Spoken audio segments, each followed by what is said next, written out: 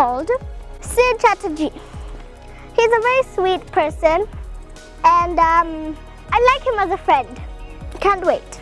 I'll tell you what happens. Sid, I see that your title is UN Resident Coordinator.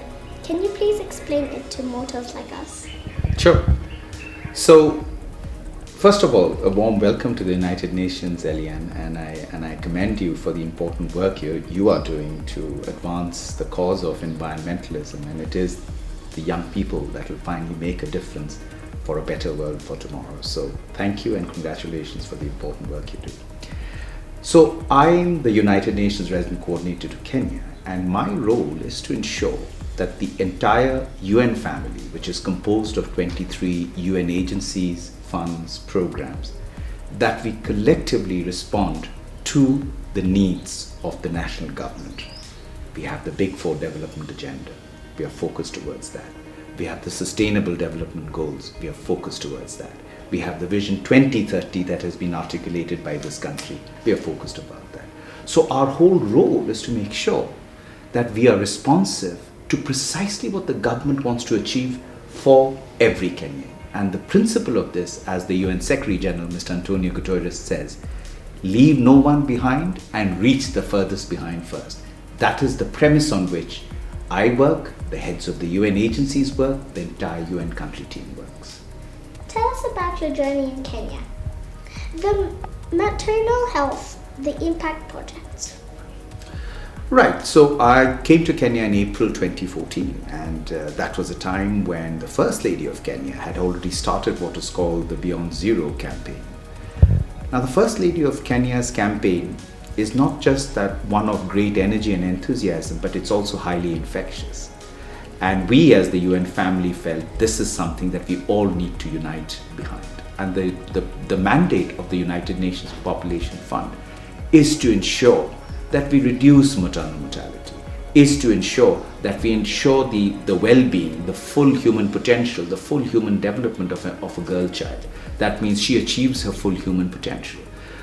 With a focus on the adolescent girl, to fight traditional harmful practices like FGM, like early marriage, like gender-based violence. So those are the roles that I was involved in.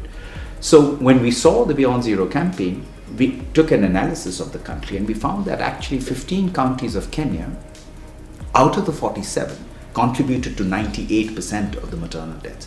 And just keep in mind, at that time, Kenya was amongst the 10 most dangerous places for a woman to give birth. So it is commendable that the First Lady of Kenya took this on as a personal challenge. She put her political capital into it and really felt here is some place that she wanted to make a change. And change she has achieved enormously.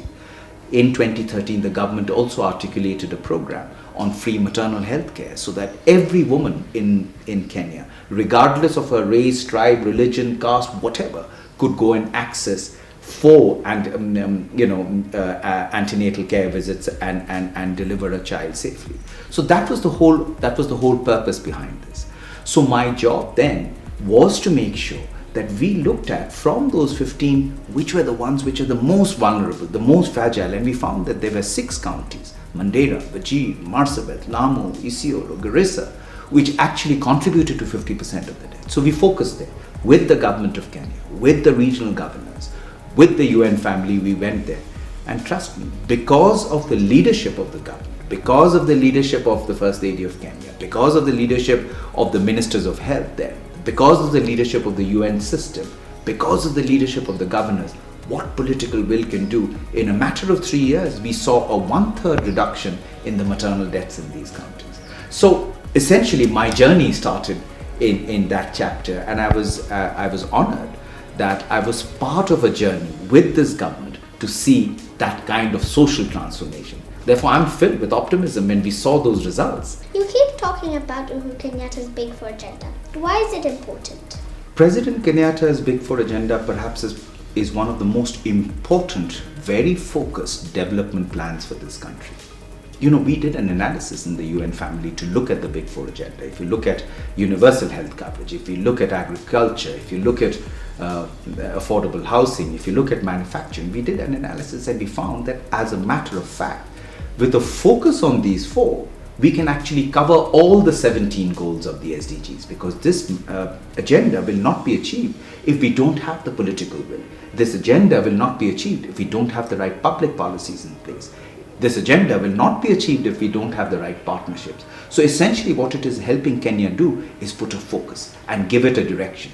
Now that is so important, because we could be trying to do all the 17 goals, but we may not be able to achieve the kind of results that we can do when we are trying to focus on a few but have a multiplier effect. And why is universal healthcare so important? 1 million Kenyans go into poverty every year because of an out-of-pocket health shock. Just imagine if you could actually prevent that from happening, you actually turn Kenya into a healthy nation. And we've seen from economic studies that populations which are healthy become productive and the countries become very wealthy, whether it's the Asian tigers or Western Europe. Agriculture.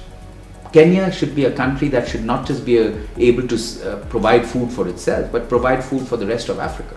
It's got such human capital. It's got such land which is available. Today we have the technology and the big data and the innovation here in Kenya to actually make Kenya leapfrog the agriculture revolution and ensure that we have a green revolution. Very important, because food security is going to be a need for the future too, because Kenya's population, which is 46 million now, will be about 100 million by the time we come to 2050. By the time you come to a leadership position, there'll be many more Kenyans, many more Africans. There'll be about 2.3 billion Africans. What is it that we should be able to do to be able to support them? Most importantly is making sure that no person anywhere in Africa goes hungry or dies because of malnutrition. So that's very important. The third is supportable housing. Now you and I live in a home. You know that inside, once you get into your home and you lock the door, you're safe. There are many Kenyans, many Africans that don't have that privilege. The dignity of a home, to have a house in which you're safe, you're secure, you're away from the elements of bad weather and extreme heat and cold and the rain. It's the home that provides you that safe space. And then of course is manufacturing. And when you're looking at industrializing Kenya with the fourth generation kind of industrializations, the blue economy, the green economy, the kind of things that you're working on to safeguard the environment, that's where new jobs are also going to be. So all of them are critically important in that space, or wanting to ensure that we have a foundational element. And these big four agenda actually offers that foundational element. Thanks for watching this video. Make sure to hit the subscribe button and make sure to ring the bell for more notifications about Ellyanne's chat.